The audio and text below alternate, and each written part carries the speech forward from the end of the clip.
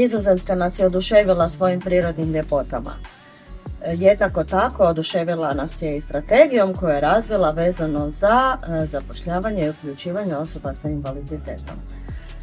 Predstavili smo Cupid Spoon kao novi vid mogućnosti za osobe s invaliditetom u Nizozemskoj i bili su oduševljeni našim radom i našom inovativnom metodologijom poučavanja. Kroz kuharsku interaktivnu radionicu odabrali smo najsposobnijeg predstavnika Nizozemske, Jacob Vinja, dolazi nam u Zagreb.